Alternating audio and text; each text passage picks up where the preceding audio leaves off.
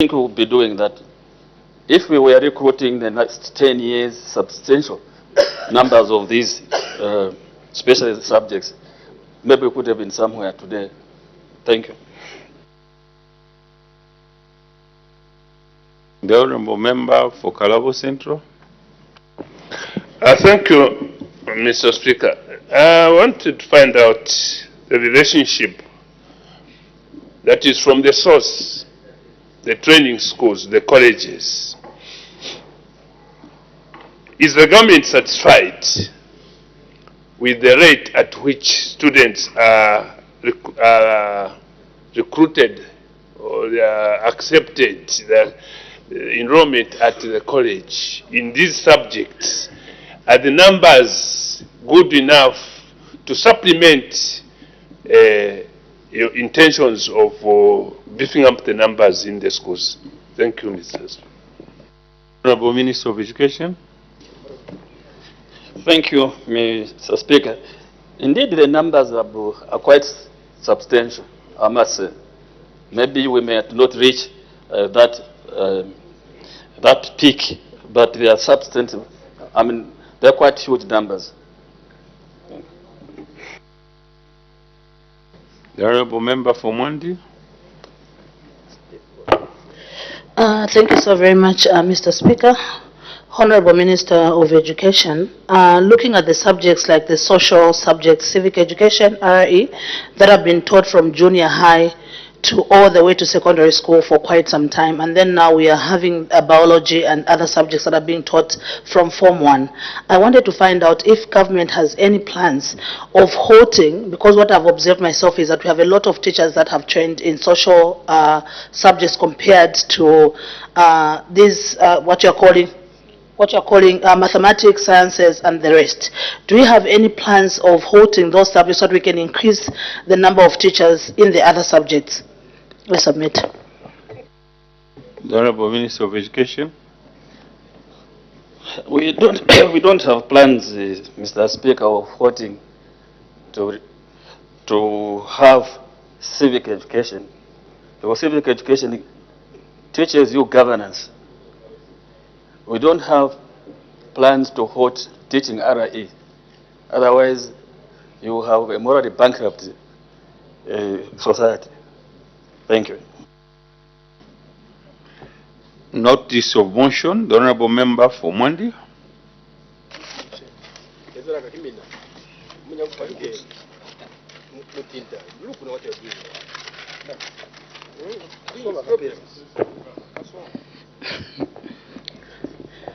Mr. Speaker, I beg to move that the House adopts a report of the Committee on National Economy, Trade and Labour Matters on the ratification of the agreement on the operationalization of the Southern African Development Community Regional Development Fund, laid on the table of the House on the 9th of June 2025 for the 4th session of the 13th National Assembly. Is the motion seconded? Yes, Mr. Speaker, it is. Seconded by the Honourable Member for Ron. The question is that this House adopts a report of the Committee on National Economy, Trade and Labour Matters on the ratification of the agreement of operationalization of the Southern African Development Community Regional Development Fund for the 4th session of the 13th National Assembly, laid on the table of the House on Monday, 9th June 2025. Any debate? The Honourable Member for Mwandi.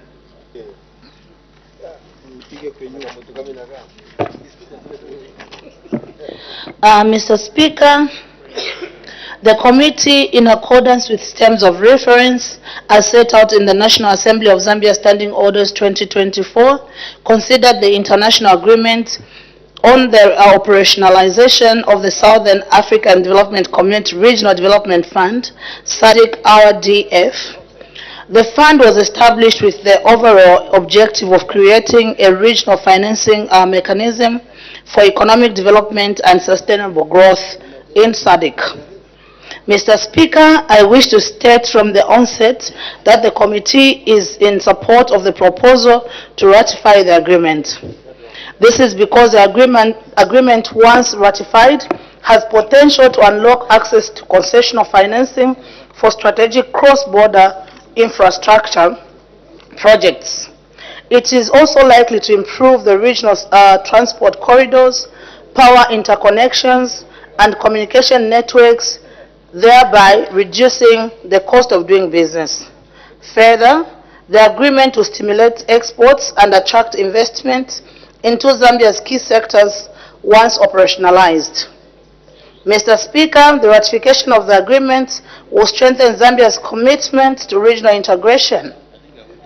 The country's active participation in the Regional Development Fund governance structure will give our country a voice in prioritizing regional projects by ensuring that its national interests are represented in the allocation of the resources. Mr. Speaker, allow me at this point to highlight some of the committee's observations and recommendations contained in the report. Mr. Speaker, the observations and recommendations are based on the various concerns raised by stakeholders during our interactions with the committee. Mr. Speaker, with regard to the immunity of assets provided for under Article 41 of the agreement, the committee observes that the provision limits member states' ability to hold the fund accountable through domestic legal channels. It is therefore of the view that the member states should establish a robust oversight mechanism at the regional level and clearly specify dispute resolution pathways in the agreement. This will provide member countries with a platform to hold the fund accountable. Mr. Speaker, the committee also observes that Article 44 of the agreement accords the fund's official communications the same level of diplomatic privilege as the other international financial institutions. In noting this privilege, Mr. Speaker, the committee is of the view that clear communication channels are essential for operational efficiency and that lack of transparency in communication can lead to misunderstandings or mismanagement. The committee therefore recommends that SADC RDF should formalize and publicize protocols for official communications. The committee also recommends that Zambia should designate a specific national liaison to streamline interactions with the fund. Mr. Speaker, the committee further observes that SADC RDF requires significant capital contributions from member states such that Zambia is required to make payments in 3 annual installments. In this regard, Mr. Speaker, the committee recommends that Zambia should conduct a thorough financial review to assess its current budgetary situation and potential future commitments. This must include undertaking an evaluation of the impact of the SADC RDF contributions on national budgets and identifying potential resources of funding that do not strain public finances. Mr. Speaker, allow me to conclude by urging the House to support the ratification of the agreement because of the potential benefits that may accrue to our country once the agreement is ratified. Finally, Mr. Speaker, I wish to pay tribute to the stakeholders who interacted with the committee for the valuable insights they provided. Gratitude, Mr. Speaker, also goes to your office and that of the Madam Speaker and the office of the Clerk of the National Assembly for the guidance and support rendered to the committee throughout its deliberations. Mr. Speaker, I beg to move. Does the seconder wish to speak now or later? Now, Mr. Speaker. The Honorable Member for Ron. Mr. Speaker, allow me to sincerely thank you for allowing me to second the motion. But before that, also allow me to sincerely thank you, the mover of the motion, and indeed in the manner that she has highlighted the salient matters in this motion. Mr. Speaker, since the mover has actually tackled quite a number of salient matters.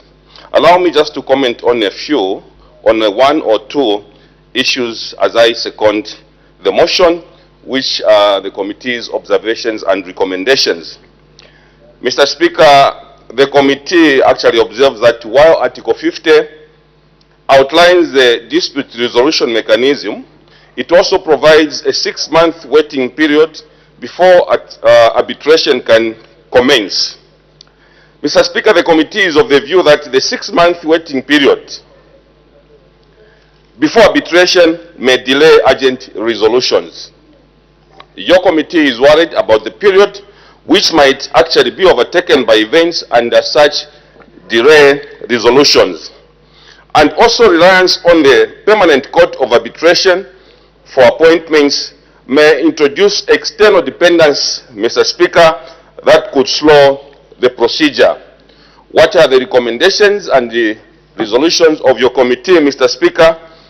The committee, Mr. Speaker, observes that the provision of equal cost sharing when seeking justice may be burdensome for smaller member states and as such creating potential financial burdens on these smaller partners. Mr. Speaker, the committee therefore recommends that SADC RDF should review the 6-month waiting period to allow for expedited arbitration in case requiring urgent resolutions. It is of the view of the committee that the 6 months, Mr. Speaker, should be reduced so that grieving parties can be given time to look at this as they come. Mr. Speaker, additionally, a regional arbitration mechanism, Mr. Speaker, could be explored to reduce dependence on external institutions. Mr. Speaker, the committee lastly also recommends that SADC RDF should consider including a provision of financial assistance or sharing contributions based on member states' economical capacity. It is not going to be fair to put a lump sum that all member states should be made to pay. And as such, your committee is saying, let's look at that so that we can have a contribution based on member state economic capacity. Mr. Speaker, this will ensure fair access and cost sharing among member states. Mr. Speaker, since the mover had actually tackled all the salient matters, recommendations and observations of the committee, allow me, Mr. Speaker, with these few words to beg to second. Any further debate? The Honourable Member for Lukulu East. Thank you very much, Mr. Speaker. I rise to support the recommendations of our colleagues from the committee on the trade, economy and labour matters, urging all of us to support or ratify this agreement. Mr. Speaker, as you are well aware, financing for development is increasingly becoming a challenge because of the changing geopolitical order, where traditional donors and funders, including some of our multilateral institutions, are scaling down. It is therefore necessary that countries, member states, must begin to look inwards to finance their own development. And the initiatives such as the SADC RDF are very welcome. It is one of the answers to begin to look at ourselves in the region, how we can raise resources for financing our own projects. This, therefore, is a very welcome initiative, and I would therefore support that we wholeheartedly ratify this agreement. As a matter of fact, Mr. Speaker, sometime at the end of this month, there will be a very big conference bringing nations together in Spain just to look at ways and means through which financing for development in the changing world order can be done. So I see this as one of the solutions which ourselves in this region can wholeheartedly embrace. We are lagging behind on the economic ladder, and we can't afford to continue relying on donors. We all know what has happened ever since Mr. Trump took over, and many others have followed suit. Our colleagues in the European Union are scaling down on funding to bolster their defense budgets because of what's happening out there with Ukraine. So, colleagues and friends, I support wholeheartedly this, and I urge all of us to do so. Thank you very much, Mr. Speaker. The Honourable Member for Feira. Thank you, Mr. Speaker. And just allow me to thank the mover of the motion, Honourable Seveso, as well as the seconder, Honourable George Weah. Mr. Speaker, the people of Feira would also want to add on their word on the SADC Region Development Fund that the SADC Ministers of Finance resolved to adopt. Now, indeed, the objective of this SADC Region Development Fund is to create a financial mechanism to mobilize resources from regional members, development partners, and private sector to support regional development and deepen integration. Now, Mr. Speaker, one of the issues from the report is that this fund is meant to finance infrastructure development within the SADC region. And I believe that, indeed, the thinking is very correct. And of course, we are just talking about railway line, the Mulobezi railway line. These are some of the projects or infrastructure projects that we can actually benefit from this. However, allow me just to bring out some of the issues that the report could have not captured. What would be required is, in terms of the capital, the full capital requirement is actually $13 billion. The startup subscription will be $120 million, which I think is good for starting. Now, if we think about the sourcing of these funds, already people are looking at private sector, development partners, and in this case, I'm very sure that we are talking about Western donors. One of the reasons regional integration is failing in Africa and in these developing countries is the fact that it depends on foreign driven ideas. That has been the problem. SADC itself is struggling because this secretariat is donor funded. The African Union is still on its knees. Equally, this is such a good idea. We must look at how we are going to raise funds from our local resources within the SADC region. Mr. Speaker, allow me to deepen, to go deeply into the amount of resources that we have in SADC. DRC alone, the Democratic Republic of Congo, has so much, mineral resource wealth, land, water, timber, and so many other things. However, these resources, we have allowed them to be controlled by foreign entities. The same applies to Zambia. I've used DRC because DRC alone has more resources than the entire SADC put together, the rest of the other SADC countries.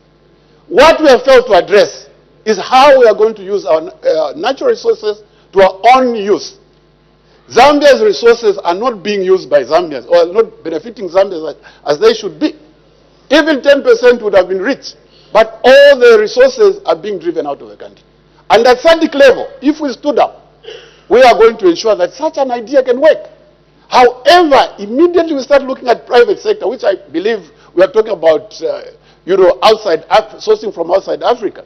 As the case is with the Africa Development Bank, we are not going to achieve what we have envisaged to look at the SADC, the SADC Regional Development Fund. Having said that, I'm of the view that the objective which have been aligned as follows: first, the infrastructure development, industrial development, integration and economic adjustment, including social development, meaning that if we generate enough resources, we will be able to finance our social needs. Hunger, all these disasters such as drought, will not have a problem because we'll have an easy source to look at. Let me just say that in this House, we have debated and, we have refused that it's not possible at this age for a country to be used by another country. What is known as neocolonialism and imperialism is what I'm talking about. And I'm glad I did pose a question to the Minister of Foreign Affairs about imperialism. He said that, no, these are issues we study in the universities. It is happening now. These loan schemes we are getting is part of tying us and enslaving us. So my emphasis is that we need to control copper, gold, timber and all these things. Mr. Speaker, I truly support the motion, but in saying so, I wish to also, I've noted from the report that one of the issues brought out is that there will be a financial burden towards this idea. Now, when the idea has seemed to be working, we shouldn't worry much about how much we pay in. If we fully support, if the 2/3 of member states that signed are able to deposit, their assent, then, things will start moving. Having said that, clearly, and based on what I've said, and clearly to say that we should not look elsewhere for funding of this RDF, we should look internally. I do support the motion. I thank you, Mr. Speaker. Yeah. The Honourable Member for Namwala. Thank you so very much, Mr. Speaker, for this opportunity to add a few sentences to this motion which is before us. Mr. Speaker, it's very, very okay that the 150th IPU platform was actually held, and a couple of issues that were highlighted during the meeting. Chair, Mr. Speaker, allow me to look at the workers' rights as one of the items which were debated during the IPU meetings. Chair, first of all, it's very important that we need to understand what these workers' rights are. And it's from there that we'll be able to measure whether indeed it's worth belonging to this platform or not. Because if we are going just to generalize the way it has been before, because if you look at the current report that is before this House, and the report which was submitted to this House in 2021 and 2019, they are almost the same. Now the question is, what mechanisms have we put in place to ensure that we are able to measure exactly if indeed workers' rights that have been debated before this forum have been achieved? Mr. Speaker. Order. Honourable Member, observing how you are debating and what you are debating, it seems you are debating about a different issue. You are not talking to the report, the relevance of your debate. The debate under discussion is the ratification report that has been made and issues have been raised. So as such, confine yourself to the relevance to the report. You may proceed in that regard. Thank you so very much, Mr. Speaker. Mr. Speaker, in the report, on the items that have been listed, workers' rights has been enshrined. And it's from that angle that, Mr. Speaker, I have a report before me. There's no way it speaks to that. Thank you so very much, Mr. Speaker. I think the report that I have, Mr. Speaker, could be different. Because of that, Mr. Speaker, I think I'll rest my being. Thank you. All right, thank you. The Honourable Minister of Technology and Science will respond on behalf of the government.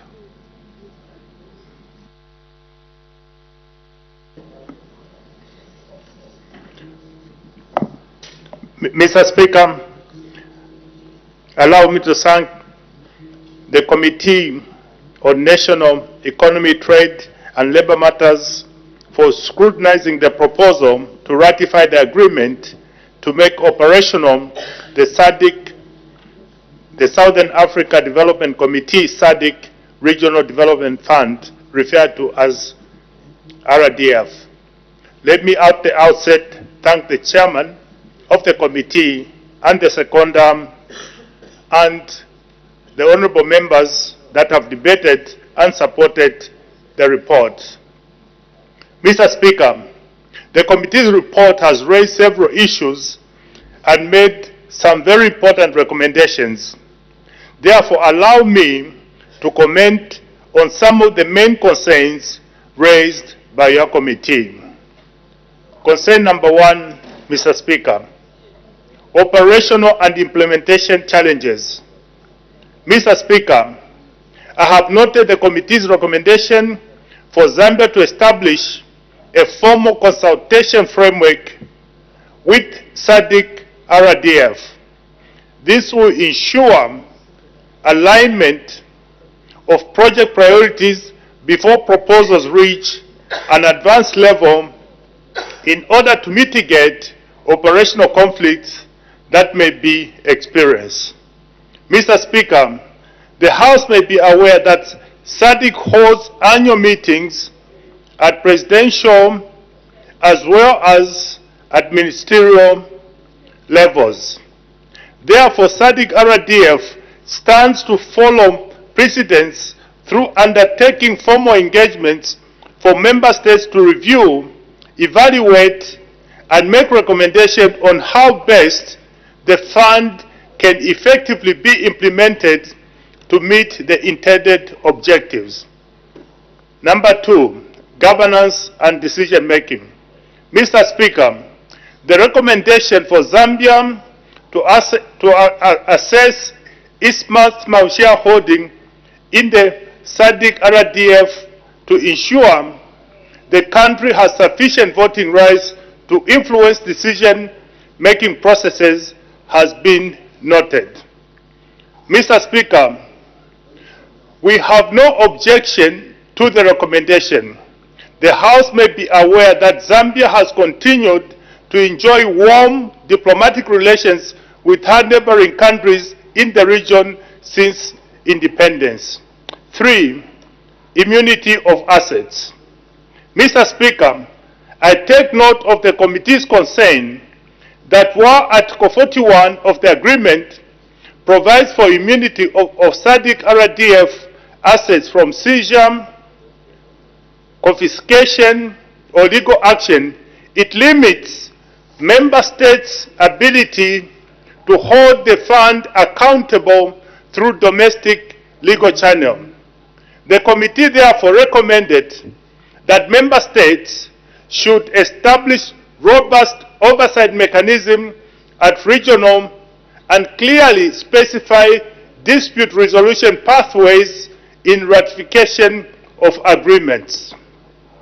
Mr. Speaker, SADC has a committee of ministers of justice and attorney generals, which among others provides legal guidance and clearance to all SADC legal instruments. This ensures that SADC operations are aligned with national, regional, and international legal frameworks. Number 4, privilege for communication. Mr. Speaker, I note the committee's recommendation for the SADC RDF to formalize and publicize protocols for official communication. I further note that the committee recommended that Zambia designates a specific national liaison to streamline interactions with the fund. Mr. Speaker, I wish to inform this House that all matters pertaining to SADC Regional Development Fund will be coordinated by the Ministry of Finance and National Planning with the support from the Ministry of Foreign Affairs and International Cooperation as the entry ministry for all international and regional organizations. Number 5, financial commitments and funding constraints. Mr. Speaker, regarding the SADC RDF requiring significant capital contribution from member states and the recommendation that Zambia should conduct a thorough financial review to assess its current budgetary and potential future commitments. Mr. Speaker, I wish to inform this August House that the government through the Ministry of Finance and National Planning has been undertaking an exercise to streamline Zambia's subscriptions to the various international organizations. In this regard, the streamlining process will provide an opportunity for the government to realize savings which may be channeled towards the RDF. Mr. Speaker, as I conclude, let me once again thank the committee for their work. Further, Mr. Speaker, I wish to state that ratification of the agreement has become imperative given the anticipated and actual reduction of support towards donor-funded projects. I therefore would like to urge the honorable members of this august House to support the motion to adopt the report on the ratification of the agreement to make operational the SADC Regional Development Fund. Mr. Speaker, I thank you. The honorable member for Mwandi will wind up debate.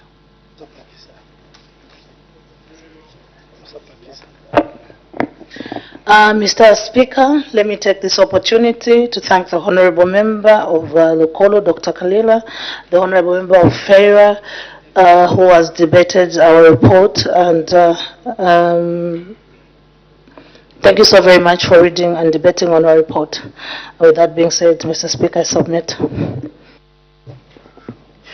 I put the question.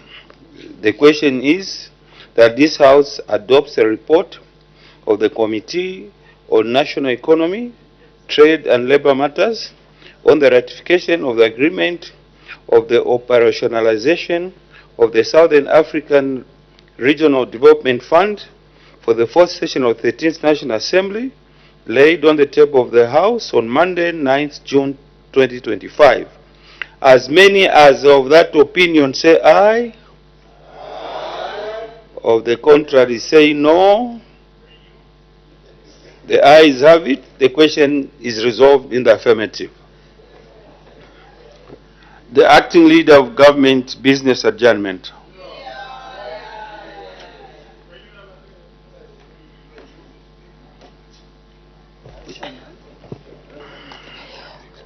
Mr. Speaker, I beg to move that the House now do adjourn. The question is that the House do now adjourn. Any debate, any objection? The question is agreed to. The House?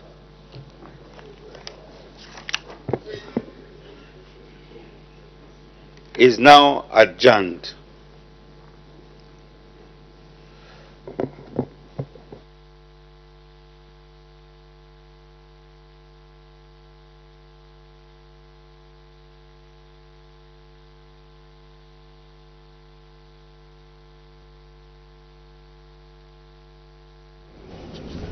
Thank you so much for still being with us on Parliament Television. The House has adjourned until tomorrow at 09 hours.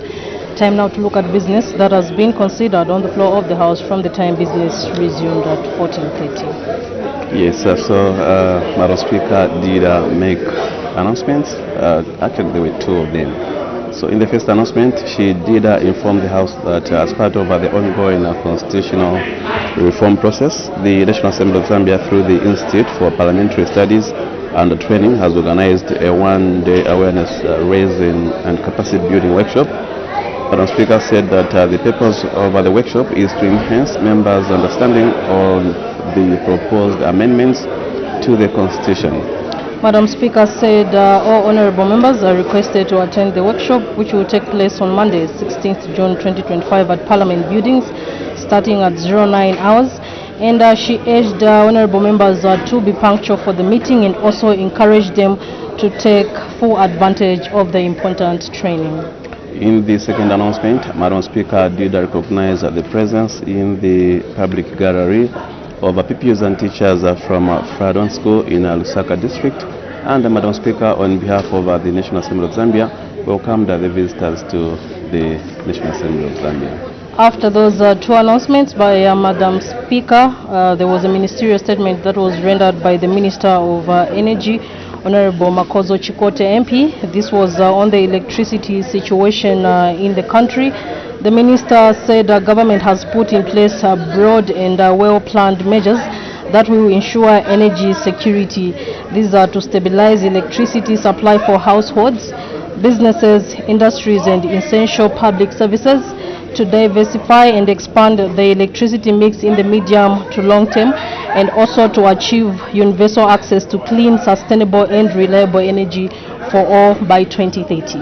And the minister added that the average electricity generation as of 30th May 2025 stood at 1,806 megawatts against the average national demand of 2,400 megawatts, resulting in deficit of 594 megawatts.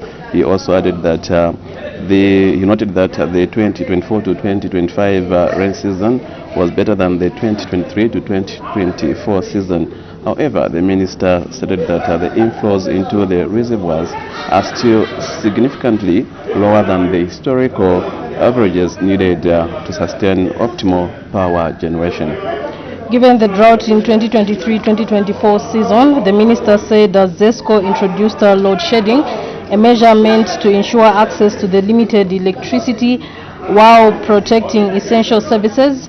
Through this difficult situation, he said ZESCO has continued to supplying electricity to key sectors of the economy such as mining, health, water utilities, and irrigation-based agriculture. And the minister also highlighted some of the short-term measures.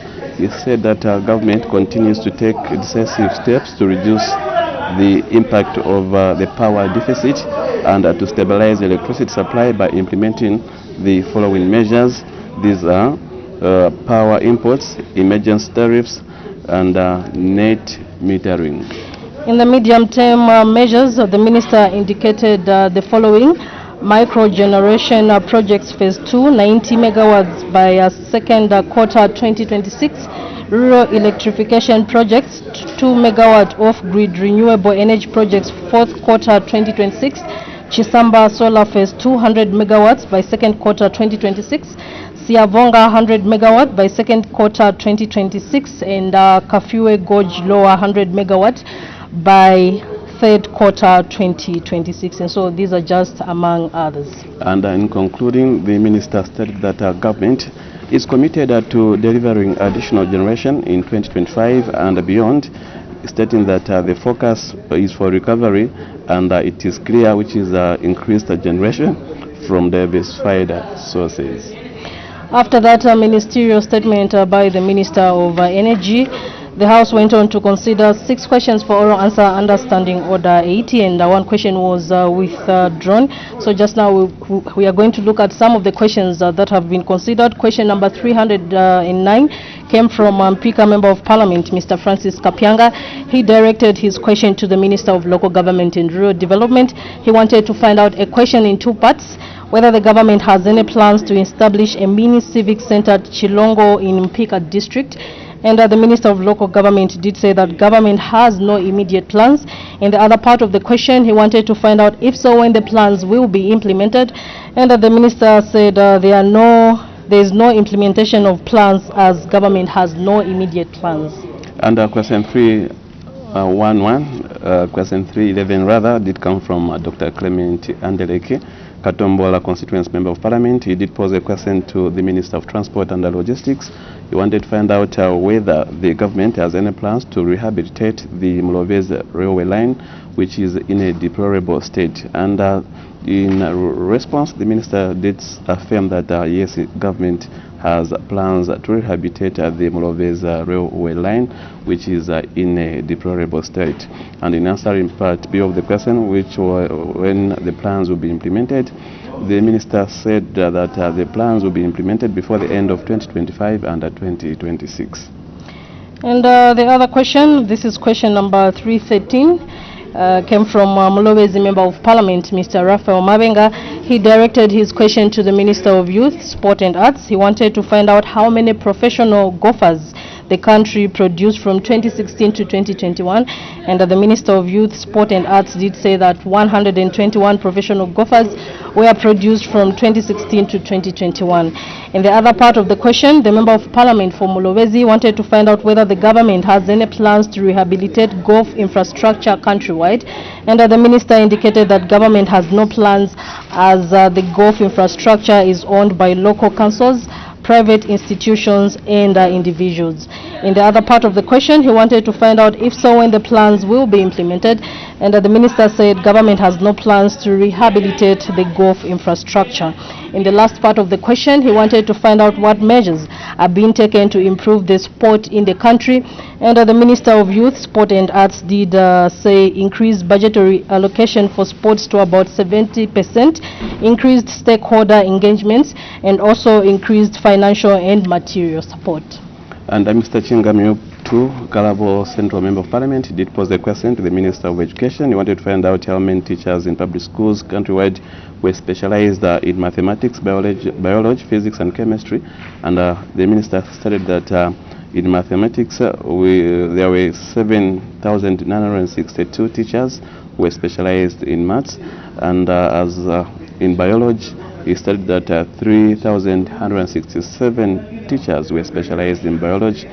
And in physics, the minister stated that 3,114 teachers were specialized in physics. And last but not the least, the minister stated that 2,628 teachers were specialized in chemistry.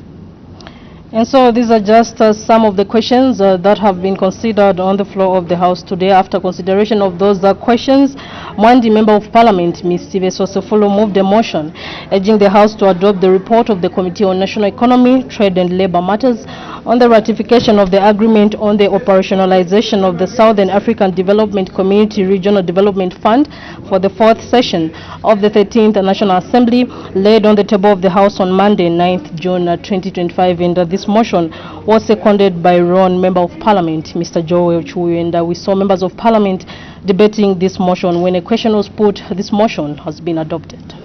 Yes, indeed, and that's what the business which was transacted on the floor of the House today, 12th June 2025, on behalf of my co-presenter Matimba Mugoa and our two sign language interpreters, Chola Kauma and Jason Manda, and everyone in the control room was making sure that you were able to follow the proceedings right here on your favorite channel, Parliament Television. My name is Muyunda Akatamajo.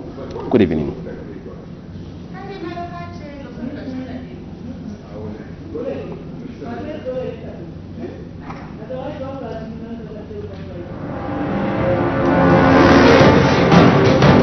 Zambia, a jewel in the center of Africa.